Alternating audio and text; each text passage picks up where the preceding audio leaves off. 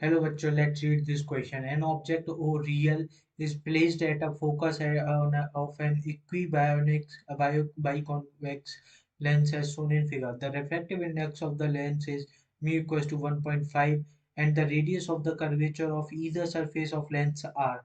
The lens is surrounded by the air.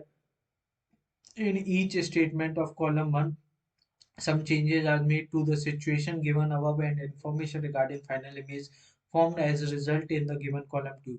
The distance between the lens and object is unchanged and all statements of column 1 match the statements in column with the resulting image in column 2. तो हमें एक object they रखी है, real object they रखी है जो कि equi by convex lens पर रखी हुई है। तो उसका जो म्यू है हमारा वो है 1.5 और रेडियस ऑफ कर्वेचर दोनों सरफेस का 8 दे रखा है और जो लेंस है वो एयर से सराउंड है। तो हमें कॉलम 1 से कॉलम 2 को मिलाना है। तो अब हम सबसे पहले लेंस मेकर फॉर्मूला देखें तो हमारे लेंस मेकर फॉर्मूला से क्या निकलेगा। लेंस मेकर्स फॉर्मूला तो यहाँ से हमारे पास आएगा वो आएगा कि 1/f mu minus one one upon R one हमारे पास आ रहा है minus upon one minus one upon one minus R. तो यहाँ से हमारा जो एफ आ जाएगा इसे सॉल्व करके वो आ जाएगा r/2 म्यू माइनस वन। ये हमारा एफ आ गया। अब हम फर्स्ट पार्ट को देखें। हमारे पास फर्स्ट पार्ट में क्या बोला है, if the refractive index of lens is doubled. अगर रिफ्रैक्टिव इंडेक्स लेंस की डबल्ड कर दें तो पहले में अगर म्यू इंक्रीज होगा अगर हम तो एफ हमारा डिक्रीज होगा, एफ डिक्रीज होगा तो हमारा वी है वो भी डिक्रीज होगा। और एम इक्वल्स टू होता है बी बाई यू। और अगर आर इंक्रीज होगा तो एफ इंक्रीज होगा तो वी भी इंक्रीज होगा।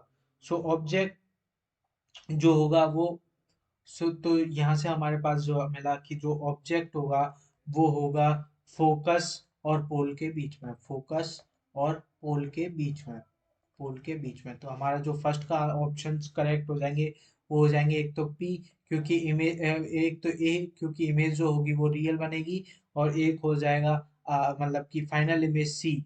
तो उसका जो फाइनल इमेज होगी वो थोड़ी छोटी होगी, size of the image before change made. अब हम बात करें सेकंड पार्ट की। तो सेकंड पार्ट में हमने क्या किया है, सेकंड पार्ट में हमने किया है कि सेकंड पार्ट में हमने जो रेडियस ऑफ कर्वेचर है वो डबल कर दिया है। अब रेडियस ऑफ कर्वेचर डबल होगी तो हमारा एफ इंक्रीज होगा तो हमारा वी इंक्रीज होगा। तो यहाँ से हमारा आ जाएगा फाइनल इमेज जो होगी वो वर्चुअल बनेगी, यानी सेकंड पार्ट का जो हमारे पास आएगा वो आ जाएगा बी।